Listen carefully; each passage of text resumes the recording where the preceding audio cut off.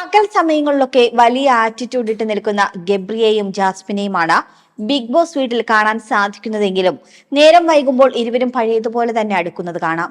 തനിക്ക് ഇവിടെ നിന്നും പോയാലും പ്രശ്നമില്ല, ജാസ്മിനെ മിസ് ചെയ്യാൻ പറ്റുന്നില്ല എന്നാണ് ഗബ്രി പറയുന്നത്. പുറത്ത് വലിയ സീനായെന്ന് അറിഞ്ഞിട്ടും ഗബ്രിക്ക് യാതൊരു പ്രശ്നവുമില്ല.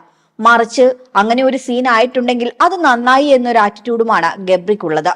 വൈൽഡ് കാർഡായി എത്തിയവർ ഇവരുടെ റിലേഷനെ പറ്റി പുറത്തു പറയുന്നതൊക്കെ സൂചിപ്പിച്ചിരുന്നു. ഇതുവരെ ഹൗസിൽ ഓരോ മത്സരാർത്ഥിയും എങ്ങനെയുള്ള പ്രകടനമാണ് കാഴ്ചവെച്ചതെന്നും പറഞ്ഞുകൊടുത്തു. പുറത്തെ കാര്യങ്ങളെപ്പറ്റി ഏറ്റവും കൂടുതൽ അറിവ് ലഭിച്ചത് ജാസ്മിൻ ആയിരുന്നു. ജാസ്മിനും ഗബ്രിയും തമ്മിലുള്ള പുറത്തെ വിവാദങ്ങളെ കുറിച്ചൊക്കെ സായ് കൃഷ്ണ വിശദമായി തന്നെ പറഞ്ഞുകൊടുത്തു. അതോടെ ആകെ തകർന്ന അവസ്ഥയിൽ എന്ത് പറഞ്ഞ് ന്യായീകരിക്കണമെന്ന് അറിയാതെ നിൽക്കുകയാണ് ജാസ്മിൻ ഇപ്പോഴിതാ സായ് കൃഷ്ണയുടെ കയ്യിൽ നിന്ന് ലഭിച്ച വിവരങ്ങൾ കേട്ട അസ്വസ്ഥയായി ജാസ്മിൻ ഗബ്രിയുമായി നടത്തിയ സംഭാഷണമാണ് വൈറലായിട്ടുള്ളത്. തനിക്ക് കുറച്ചുനേരം സംസാരിക്കണം ഗബ്രി, മനസ്സൊട്ടും ഓക്കെയല്ലെന്ന് പറഞ്ഞുകൊണ്ടാണ് ഗബ്രിയുമായി ജാസ്മിൻ സംസാരിച്ചു തുടങ്ങുന്നത്. ആരെന്തൊക്കെ പറഞ്ഞാലും ഗബ്രിയോടുള്ള തന്റെ സ്നേഹം ഒട്ടും കുറയില്ല. മനസ്സിൽ തട്ടി പറയുന്നതാണിത്. വിശ്വസിക്കാൻ പറ്റുന്നതാണെങ്കിൽ വിശ്വസിക്കുക. കാരണം വേണ്ടാത്ത ഒരു രീതിയിലും താൻ ഗബ്രിയെ കണ്ടിട്ടില്ല എന്നാണ് ജാസ്മിൻ പറയുന്നത്. വേണ്ടാത്ത ഒരു രീതിയിലും ഗബ്രിയുടെ അടുത്ത് അപ്രോച്ച് ചെയ്തിട്ടില്ല, അല്ലെങ്കിൽ വേണ്ടാത്ത ഒരു രീതിയിലും ഗബ്രി തന്റെ അടുത്ത് അപ്രോച്ച് ചെയ്തിട്ടില്ല എന്നും അത് തനിക്കറിയാമെന്നും ജാസ്മിൻ പറയുന്നു. പുറത്തുള്ള ഒരാൾ പറയുന്നതിലല്ലോ കാര്യമെന്നും താൻ എന്താണെന്നും ഗബ്രി തന്നോട് എന്താണെന്നും തനിക്കറിയാം. അതുകൊണ്ട് തന്നെ അതൊന്നും തന്നെ ബാധിക്കില്ല എന്നും, പക്ഷേ തന്നെ എഫക്ട് ചെയ്യുന്ന വേറെ കുറച്ച് കാര്യങ്ങൾ ഉണ്ടെന്നും ജാസ്മിൻ പറയുന്നു. അല്ലാതെ ഗബ്രിയോടുള്ള സ്നേഹത്തിൽ തനിക്ക് ഒരു പെർസെന്റേജ് പോലും കുറഞ്ഞിട്ടില്ല, ഇനിയൊട്ട് കുറയുകയുമില്ല എന്നാണ് ജാസ്മിൻ ഗബ്രിയോട് പറയുന്നത്. തനിക്കൊന്ന് കരയാൻ പറ്റിയിരുന്നുവെങ്കിൽ ഉള്ളിലെ സങ്കടം ഒരുപാട് കുറഞ്ഞേനെ എന്നും ജാസ്മിൻ പറയുന്നുണ്ട്.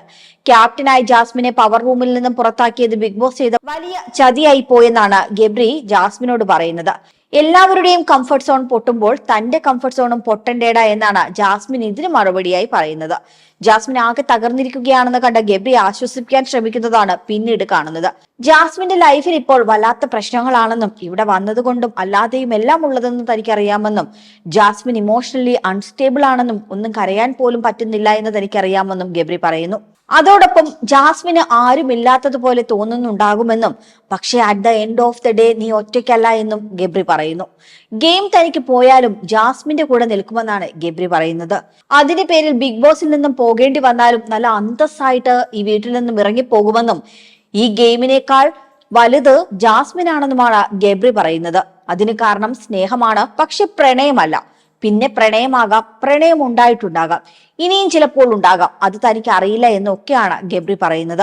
ഒപ്പം ജാസ്മിന്റെ വീട്ടുകാരെ പറഞ്ഞ് മനസ്സിലാക്കാൻ ശ്രമിക്കാമെന്നും, ജാസ്മിന്റെ കല്യാണം നടന്നില്ല എങ്കിൽ മാട്രിമോണിയിൽ നിന്നോ മറ്റെവിടെ നിന്നെങ്കിലും നല്ലൊരു ചെക്കനെ കണ്ടുപിടിച്ച് കെട്ടിക്കാമെന്നും ഗബ്രി പറയുന്നുണ്ട്.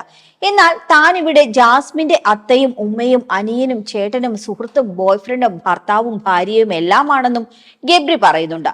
അതിന് ജാസ്മിൻ നൽകുന്ന മറുപടി ഇങ്ങനെയാണ്: ഗബ്രി ഒന്ന് ഉള്ളുപൊട്ടി കരയണമെന്നുണ്ട്.